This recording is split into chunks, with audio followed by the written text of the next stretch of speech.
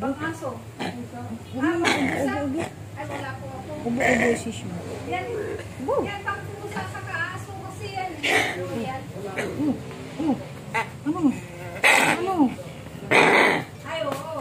Antibiotics tayo, ha?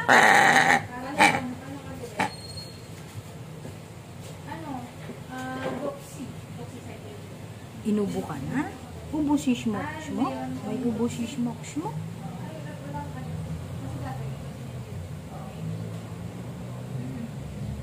Na ubo shish mo. Pag walang pagbabago sa doxy, ulitin natin after, papagurin natin after 1 week.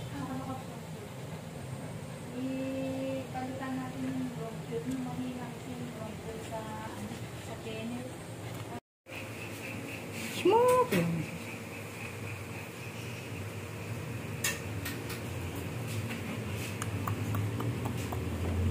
Bukas ka na, tagahapon ka naman ng doxy, no? Bukas ka na magpainom ulit. Kasi in-injectable siya ngayon. Tapos, Doc, kasi yung doxy din sa ulit niya, di ba?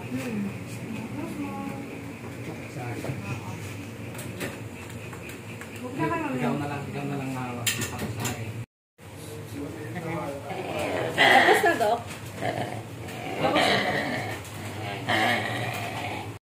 Wow, vlog namin. Hindi ka nga. Woo!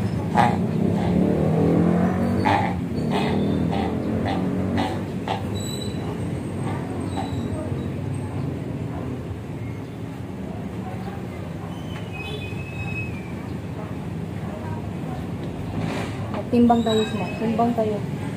Magtimbang kami ni Smoke dito, oh. Siyempre, oops. Ilang kilo si Mama, be? Oh, 62 kilos kasama si Smoke. 62 kilos kami ni Smoke. Ay, wow. Wala na, mayayay. Mayayay na si Smoke, ha? Smoke ko siya.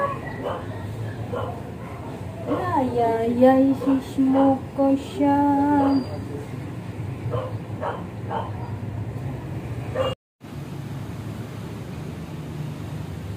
Oh gosh. Smoke, dili. Tingin. Tingin ikaw. Dito tayo, dito. Dito kami ni Smoke sa bed.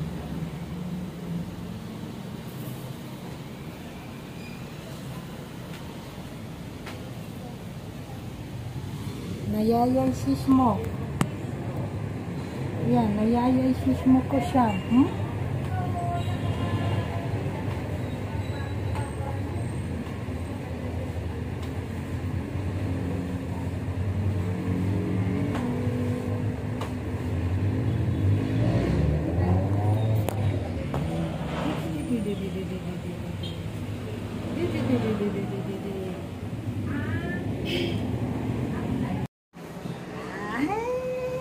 Tawa.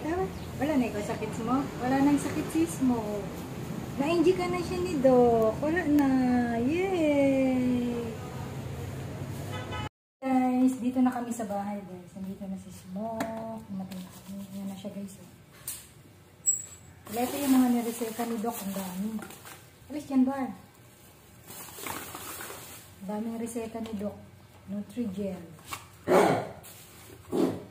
Yan, mga reseta ni Doc, madami.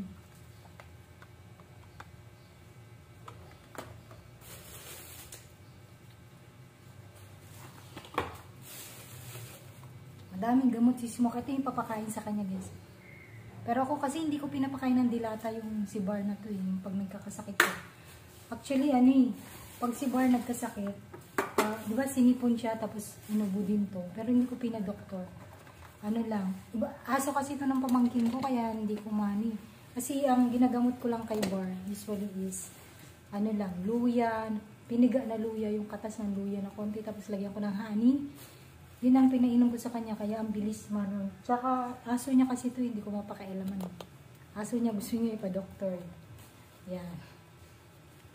Ako kasi, traditional medicine ako eh. Yan ang ginagamit ko, herbal lang. Honey, tsaka luya na piniga. Yun na ang pinainom ko kay Bar. Di ba nung kailan ba ako nag-post nung nagkasakit si Bar? Ano lang ginamot ko sa kanya, luya lang, taka honey. Yan lang ang pinapainom ko sa kanya. Kaya lang force ano yun, force feed pa. Hindi mo basta-basta mapainom si Bar, nangangagat. Kaya takot din ako dalhin sa doktor kasi baka agatin niya yung doktor. Last na paano ko nito yung anti-rabies niya eh. Yung pina-injikan ko siya ng anti-rabies, yun lang. Pero yung palagyan siya ng mga swero-swero na ganyan, natatakot ako kasi alam ko kapag nilalagyan na ng swero yung mga aso, takot ako niyan yung ano, parang katapusan mo na. Katapusan na ng aso. Ayokong saktan yung aso eh, yung palagyan sila ng swero. Kung maaari, hanggat kayang gamutin ng traditional medicine or herbal. Eh gusto niya eh, kasi alam mo guys, ang mga antibiotic, nakakasira to ng liver. Nakakasira din ng kidney. Kaya traditional medicine or herbal medicine lang dapat. Din ang pinapainom ko kay Bart. Eh aso niya to, hindi ko mapakailaman. Huwag ko daw pa inumin ng luya. So bahala siya. Yun ang gusto niya. Nurse kasi siya eh. Kaya siya naniniwala siya sa scientifico. Sa siyensya. Nutrigel. Pero pinapainom ko ng vitamins, diba? Vitamins lang pero mga antibiotic. Hindi ko yung pinapainom si Bar. Eh, aso niya kasi ito eh. Yan, si Smoke. Papa ni Bar to eh, si Smoke. Smoke! Yan si Smoke. Smoke! Aso niya kasi yan. Pero kung ako yan, papainom ko ng luya, nakatas yan. Nakatas ng luya. Ang dami niya reseta ngayong araw. Yan guys, oh. Ang dami. Dali ito yung pagkain niya ngayon. Royal Canin. Yan ang pagkain niya. Kasi ako, si Barin ko yung pinapakain ng dilata. Nilalagaan ko ng liver ng atay ng manok. Or egg. Yan, ang pinapakain ko. Ata mo, hindi niya gusto. Mabilis kasi makarecover ang aso kapag liver. Hoy!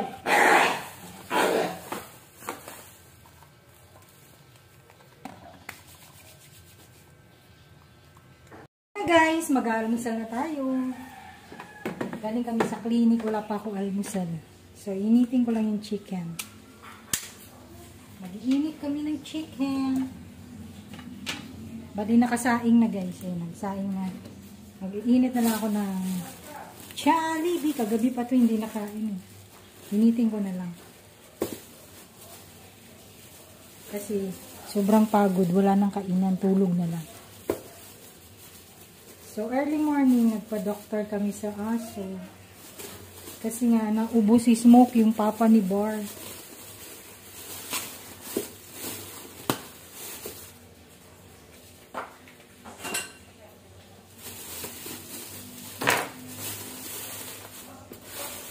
So, yan guys. Mag-iinit tayo ngayon ng almusal.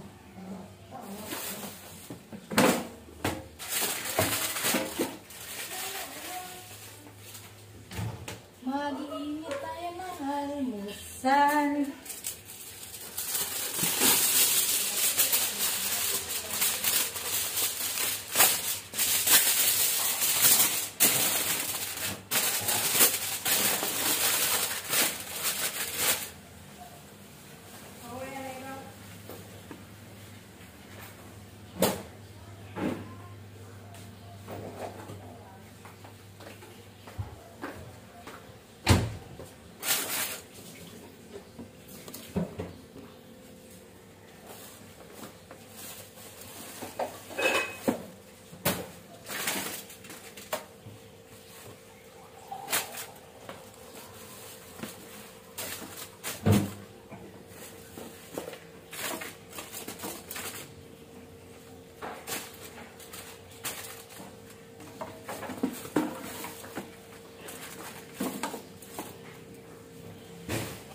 Sabay na natin to guys para isahan na lang.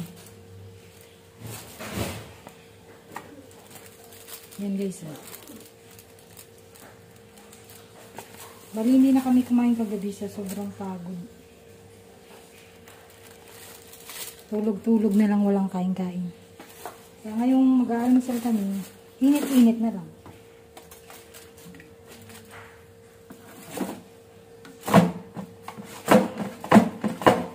Yun lang. So, lagay natin sa 650 Fahrenheit.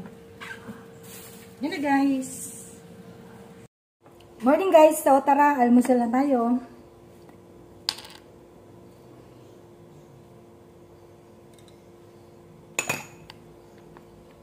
Bali kakagising ko lang guys. Ginising ako ng pamangkin ko. Dinala namin sa vet yung aso niya kasi naubo. Yung papa ni Bar, si Smoke. Dinala namin sa vet. Bali malapit lang kami dito, 3 blocks away ng clinic. Pwede mo ring lakarin, pwede mo ring sakay. Malapit kami lahat sa hospital yan. Naubo na naman siya. Mo! Naubo siya. Naubo siya guys. Bali na injekan siya. Dami siyang gamot. Bali wala pa akong hilamos. Walang hilamos, walang suklay, diretso na. Malapit lang naman kasi.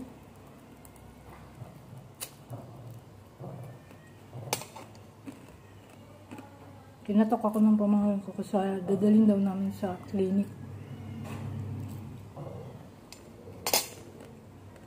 May kakarating lang namin. Hindi na ako nag-almusal, diretso na dun.